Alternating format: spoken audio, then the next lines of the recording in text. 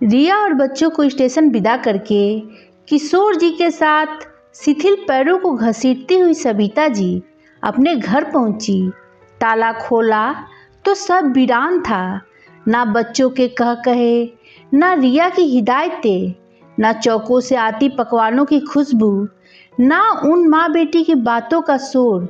बस हर तरफ सन्नाटा ही सन्नाटा और मन में फिर खालीपन।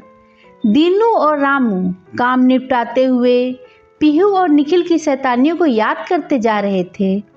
बीच बीच में किशोर जी भी उन दोनों की शैतानियों को याद करके कुछ कुछ बातें कह जाते थे।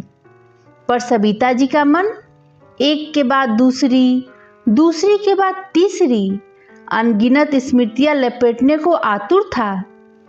रिया के आने की खबर मिलते ही मन खुशी से भर उठा था। दिमाग में कई योजनाएं बनने बिगड़ने लगी थी।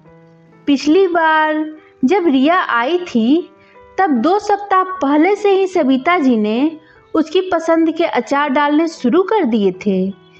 इस बार भी सविता जी 5 किलो आम खरीद लाई थी। सोचा मुरब्बा और चटनी भी बना दूंगी। उसकी ससुराल वाले खुश हो जाएंगे और मेरी खुशी भी दोहरी हो जाएगी। थोड़ी मदद दीनू और रामू से भी ले लो।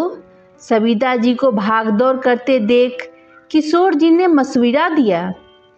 तो सविता जी बोली, इनकी आंखों और हमारी आंखों में बहुत अंतर है। ये लोग उस तरह काम कर ही नहीं सकते जिस तरह मैं करती हूँ। ये सुन किशोर जी चिंता जताते हुए बोले, तुम्हारी तबीयत ना बिगड़ जाए। फिर सविता जी ने मुस्कुराते हुए कहा, कुछ नहीं होगा, आप निश्चिंत रहिए। रिया और बच्चों के कपड़े और खिलौने रखने के लिए सविता जी ने अपनी अलमारी खाली कर दी। एक नया एलईडी ऑनलाइन मंगवाकर दीवार पर टंगवा दिया जिससे बच्चे अपने मनपसंद प्रोग्राम देख सके। कितनी रौनक आ गई थी घर में। ऐसा लगा जैसे उनकी जवानी की सारी खुशियाँ वापस लौट आई हो। सारी छोटी मोटी बीमारियाँ न जाने कहाँ भाग गई।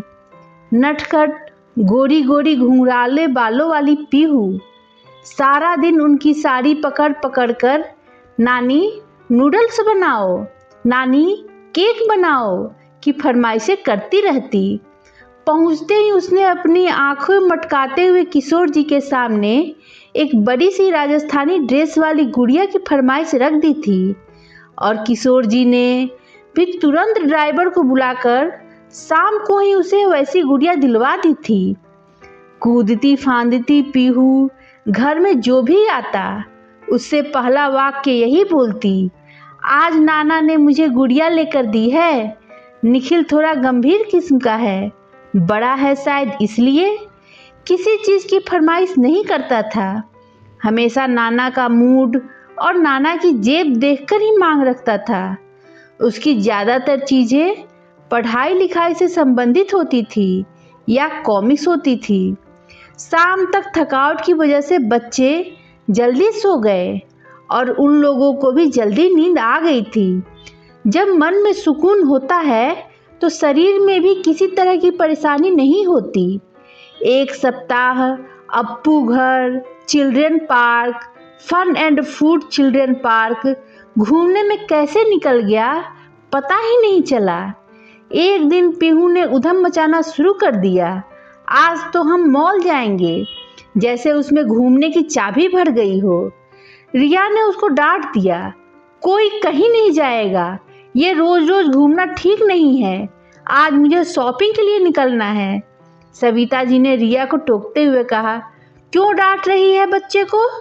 अपने नाना नानी के घर आई है, यहाँ उसे हर बात की छूट है, ना पढ़ाई का डर, ना होमवर्क की चिंता। रिया तो चुप हो गई, लेकिन पीहू बुरा सा मुंह बनाकर बैठ गई। अच्छा चलो हम लोग जू चलते हैं, मम्मा शॉपिंग के लिए चली जाएंगी।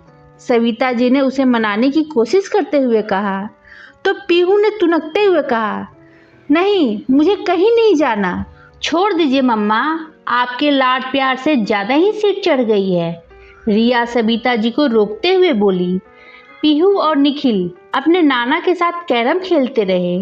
रिया मार्केट चली गई और सविता जी उसकी विदाई की तैयारियां करने लगी। रिया वापस लौटी तो अपने सामान के साथ वो सविता जी के लिए किचन के नए डब्बे, पायदान, तौलिए, चादरें भी खरीद कर ले आई थी। उसका कहना था कि नई चीज़ों के साथ रहने से दिल भी जवान रहता है।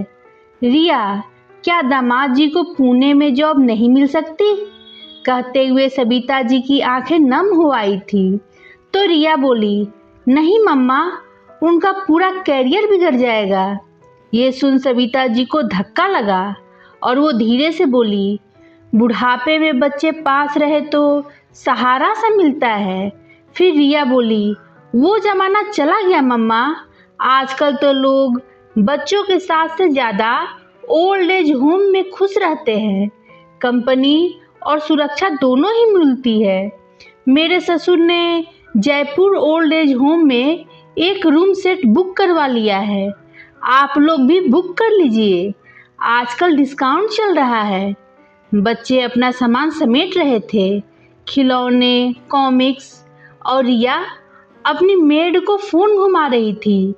20 दिन से बंद पड़े घर को पुनः व्यवस्थित करने की चिंता उसे सता रही थी। एक सर्द आह के साथ सविता जी के मुंह से निकला, माँ पिता सबके हैं लेकिन उनका कोई नहीं। गलत। सविता जी के अस्फुट स्वर न जाने कैसे किशोर जी के कानों तक पहुंच गए थे। बच्चे अपनी जिंदगी जी रहे हैं, हमें अपनी जीनी है। इन शब्दों से जैसे विश्वास के साथ हौसला जाग उठा और सविता जी पुनः आने वाले कल की तैयारियों में जुट गई। दोस्तों, इस कहानी के बारे में अपने विचार कमेंट कर बताएं। कहानी पसंद आई हो तो लाइक शेयर करें और मेरे चैनल को सब्सक्राइब करना ना भूलें। धन्यवाद दोस्तों।